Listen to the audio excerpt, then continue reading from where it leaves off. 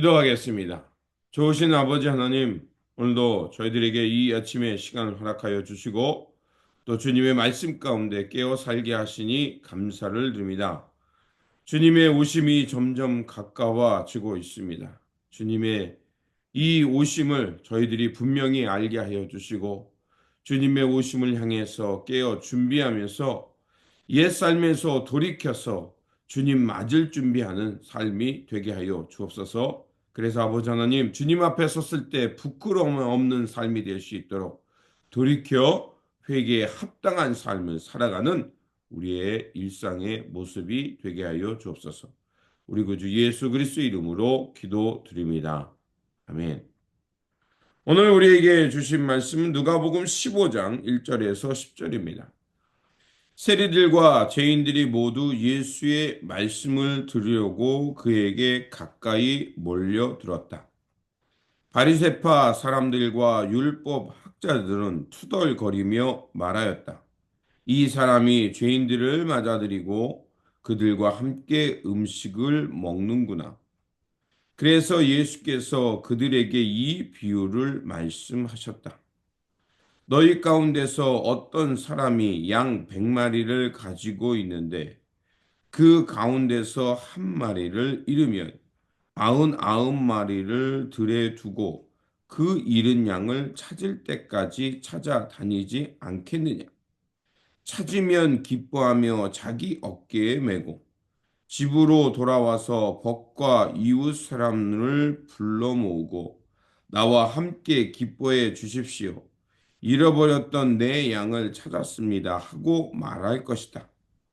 내가 너희에게 말한다.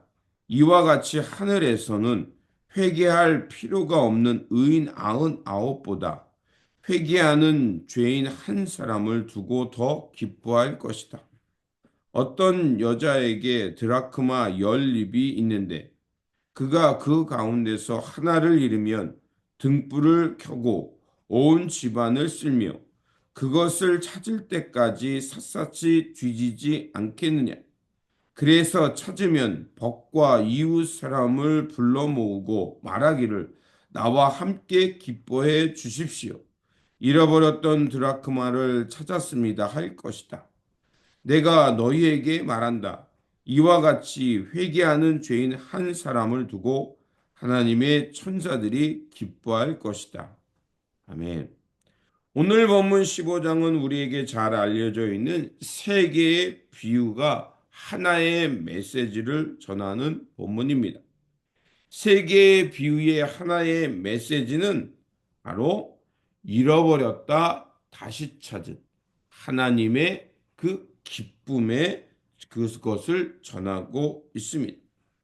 이 비유의 핵심은 바로 예수님께서 죄인들을 맞아들이고 그들과 함께 먹는구나라는 그 바리새파와 율법학자들의 말이지만 결국 주님께서 기뻐한다는 그것, 잃어버린 자를 찾아서 그들과 함께 천국의 기쁨을 누리는 것, 그것이 바로 본문의 핵심입니다. 첫 번째 비유는 잃어버린 양에 대한 비유입니다. 주님께서는 99마리가 주님에게는 원래 100마리의 양이 있었습니다. 그런데 그 한 마리를 잃어버린 것입니다. 이것은 단순히 숫자나 어느 것이 유익인가에 대한 그것을 판단하는 게 아니라 이 하나님께서는 잃어버린 한 영혼도 귀하게 여기며 그것을 찾아 나서시는 하나님. 그리고 찾은 후에는 그것을 어깨에 메고 기뻐하며 돌아와 벗과 함께 이 잃어버렸다 다시 찾은 그 양과 함께 천국의 기쁨을 나누는 것을 말하는 것입니다. 어떤 사람들은 한 마리보다 99마리 더 중요하지 않냐? 그러니 한 마리를 포기해야 되는 것이 맞지 않냐? 라고 말을 하지만 주님의 비유는 그런 것이 아닙니다. 우리가 일상적으로 또 세상적인 가치를 떠나서 다시 한번 하나님께서 기뻐하는 것, 즉, 그 하나님께서는 잃어버린 한 영혼조차도 이토록 회개하고 돌아오면 기뻐한다는 것을 말씀하고 있는 겁니다. 또한 잃어버린 자, 여기서 오늘 본문 비유 속에서 잃어버린 자는 누굽니까? 바리새파 사람들과 율법학자들은 자신들은 잃어버린 자가 아니라고 생각하고 있습니다. 하나님께서 잃어버린 자, 그것은 저 죄인들, 세리, 창녀들이라고 생각했지 자신들일 거라고는 생각하지 못했던 겁니다. 하지만 주님께서는 다시 한번 우리도 잃어버린 자가 될 수 있고 그럼에도 불구하고 하나님은 우리를 찾아 나서시고 그 잃어버린 자를 찾은 후에는 기뻐하면서 하늘에서 천국 잔치가 열린다는 것을 말하는 겁니다. 두 번째 비유도 마찬가지입니다. 한 여인에게 10 드라크마를 있었는데 하나를 잃어버렸습니다. 잃어버린 그 드라크마를 그 여인은 포기하지 않고 어떡합니까? 온 집안에 불을 켜고 빗자루를 하면서 샅샅이 찾습니다. 그리고 결국에는 그 잃어버린 한 드라크마를 찾습니다. 그리고 그 여인은 어떻습니까? 잃어버린 드라크마를 찾은 후에 친구들과 이웃을 다 불러서 내가 잃어버렸다 다시 찾은 그 기쁨을 이웃들과 함께 나눕니다. 이 비유가 우리에게 말하는 것은 어느 것이 더 중요하냐, 얼마나 더 중요한가, 이 여인이 친구들과 함께 그 잔치를 배설하는 비용이 더 들지도 모릅니다. 그럼에도 불구하고 이 비유가 말하는 것은 하나님은 그 잃어버린 자를 찾을 때의 기쁨, 당신이 잃어버렸었는데 주님께 돌아오면 하나님은 그 어떤 것보다도 더 많은 것을 낭비해서라도 하나님은 그 자를 찾고 찾은 후에는 기뻐하신다는 것을 말하고 있습니다.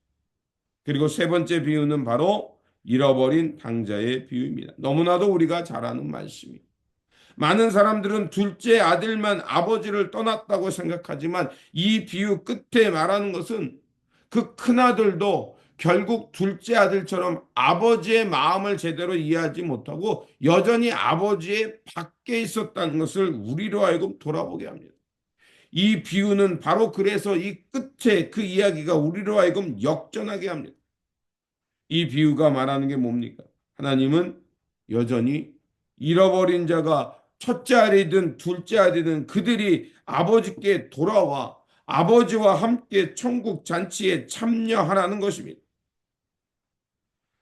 큰아들은 큰아들대로 아버지의 기쁨을 이해하지 못하고 자신의 오는 유산의 손해를 생각했고 둘째 아들도 마찬가지고 아버지가 살아있는데 아버지의 유산을 미리 받아다가 그것을 탕진해 버렸습니다. 그럼에도 불구하고 하나님은 여기 본문 속의 아버지는 그 아들들이 어떠한 잘못을 했더라도 다 주님의 아버지의 아들임을 말씀하고 있고 그들이 아무리 어떤 잘못을 했더라도 하나님은 그 아들을 포기하지 않는다는 것을 말하고 있는 것입니다. 생각하는 것, 우리에게 희망이 있다는 얘기입니다.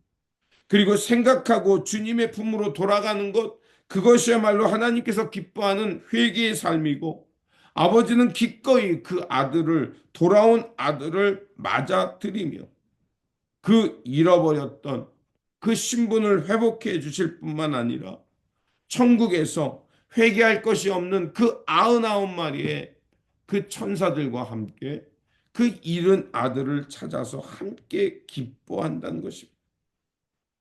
그렇습니다. 회개하지 않는 자, 그에게는 하나님의 슬픔이 있고 회개하고 아버지께로 돌아가는 자, 그에게는 아버지께서 천국에서 얼마나 기뻐하는지 그 기쁨이 그에게도 넘친다는 것입니다.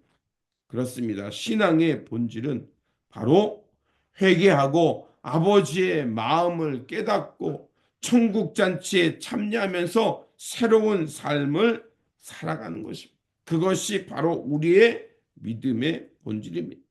그래서 교회란 주님의 마음을 깨닫고 주님께 돌아와서 주님과 함께 천국 잔치를 기뻐하면서 오늘도 우리에게 이제 새로운 신분을 주신 하나님의 그 은혜의 빚진 자로서 새롭게 아버지의 마음을 따라 살아가는 것이 교회요 믿음의 공동체입니다. 하나님은 오늘도 회개하고 돌아오는 이들, 그들을 찾고 있습니다. 그들을 찾으면 하나님은 한없는 기쁨 가운데 그 기쁨이 우리에게 흘러넘치게 할 것입니다. 그러므로 다시 한번 참된 회개를 통해서 천국 잔치의 기쁨, 아버지의 기쁨을 알고 오늘도 우리에게 주어진 삶 속에서 잃어버린 자, 주님의 품이 필요한 자를 찾아서 그들을 주님께로 인도하는 안내자가 되어서 주님과 함께 주님의 마음으로 함께 기뻐하며 천국을 누리며 살아가는 저와 여러분들이 되시기를 주님의 이름으로 축원드립니다. 기도하겠습니다. 회개하고 돌아온 이들을 무엇보다도 기뻐하시는 하나님, 날마다 실수하고 실패한 인생들이지만 회개하고 주님께 돌아가오니 우리에게 다시 한번 천국의 기쁨과 아버지의 마음의 기쁨을 누리게 하여 주옵소서. 그래서 우리도 바리새인과 서기관과 같은 삶에서 내려와서 그 한 영혼을 귀하게 여기는 주님의 마음, 그 주님의 그 찾아나시는 그 간절한 마음을 알고 우리 삶 속에서 하나님의 마음으로 잃어버린 자를 찾고 그들을 주님의 품으로 인도하며 주님과 함께 천국의 잔치의 기쁨을 즐거워하며 살아가는 우리의 모습이 되게 하여 주옵소서. 우리 구주 예수 그리스도의 이름으로 기도드립니다. 아멘. 오늘도